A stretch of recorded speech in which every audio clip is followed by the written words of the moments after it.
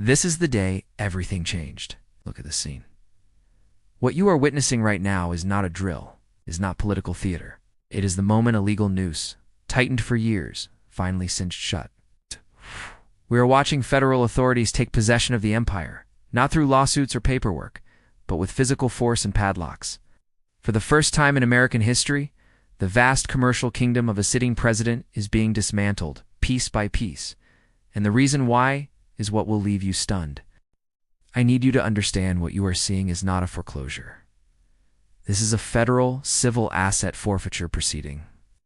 It means the Department of Justice has convinced a judge that these famous buildings are not just property, they are the physical form of criminal proceeds. The money that built them, renovated them, and kept them shining was allegedly corrupted at its source. So the government is legally reclaiming them. This is a tool typically aimed at cartels and organized crime. Today, it is being applied to the heart of the Trump organization. The panic you are hearing about is not about losing an election. It is about losing the very pillars of an identity. A person's name, their brand, their entire self-image, all supposedly anchored in steel, glass, and marble. Remove those anchors, and what remains? Reports describe a state of absolute turmoil. This is the terror of a man watching the foundation of his world crumble, not metaphorically but literally. His attorneys are powerless. Why? Because this isn't about presidential immunity.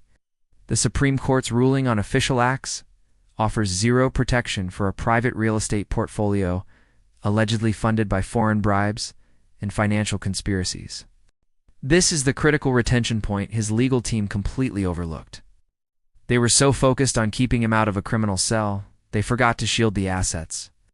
And now, using the civil courts, the DOJ is dismantling the empire before the main criminal trial even reaches a verdict. It is a masterclass in legal strategy. Let's talk about the direct link between crime and concrete. Why seize a golf course like Bedminster? The classified documents were stored there, yes. But the investigation alleges the renovations themselves were paid for by funds traced directly to the infamous chips for crypto scandal. When advanced AI chips were sold to foreign entities, the kickbacks were allegedly laundered through shell companies and into the fairways and clubhouses. By law, that makes the property itself fruit of the poisonous tree. It creates the legal basis for seizure. This isn't about punishment, it's about clawback. It's taking back what was allegedly stolen from the nation's security. Where are all the billionaire saviors now?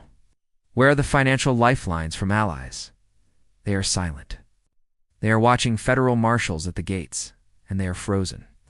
They know that injecting funds now could make them targets, entangling them in the same racketeering investigations. The man is legally radioactive. For someone whose power was always about perceived alliances and wealth, this isolation is a psychological death sentence. This moment brutally exposes a truth Republicans championed for years.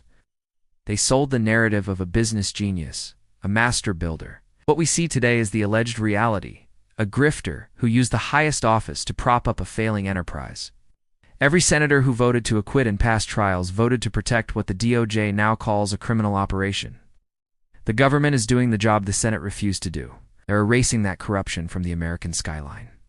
Think about the exaggerated lifestyle, the opulence, the gold, the constant projection of limitless success.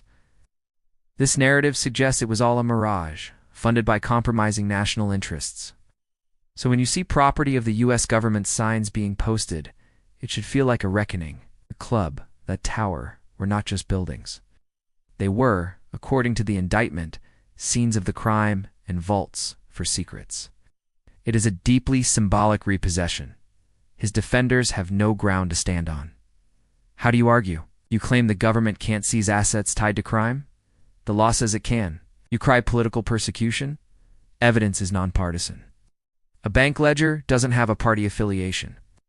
The facts, as presented by prosecutors, paint these properties as monuments to bribery.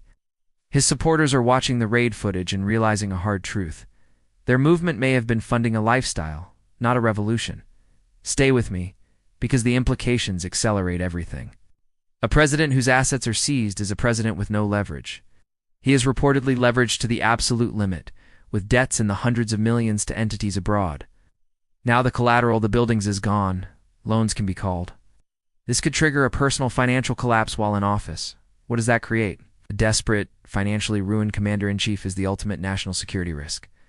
This is likely why the action had to happen now, to sever the financial lifeline before more could be sold off. The panic is deeper than money. It is about a vanishing identity. Who is he without his name on those towers? Without the fawning admiration of members at his clubs? Strip that away, and you are left with a cornered figure facing the consequences of his own alleged actions. You are witnessing the potential psychological unraveling of a narcissist who built a universe in his own image, only to see it repossessed.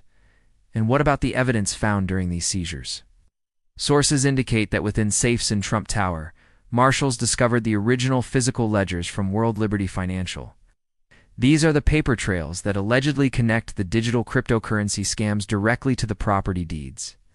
This is the smoking gun that could fuse all the separate legal cases into one overwhelming narrative of fraud.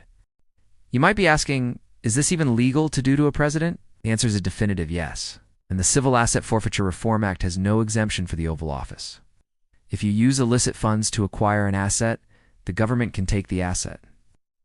It doesn't matter if you're a street corner dealer or the most powerful person on earth. This principle is what separates a republic from the autocratic regimes he's often praised. There, the ruler owns the law. Here, the law is supposed to own everyone. The hardcore base will be told this is theft. You must be ready with the counter. The narrative will assert he stole first. He stole trust. He compromised security. And he allegedly traded government integrity to fund these palaces. This action, then, is framed as the people taking back what was stolen. The imagery is powerful, but the message is eternal. You cannot hide crimes in architecture. Dirty money, even when turned into concrete and glass, can be traced, and it can be reclaimed. Feel the shift in the air. Yesterday, an illusion of invincibility. Today, an eviction. The aura is shattered.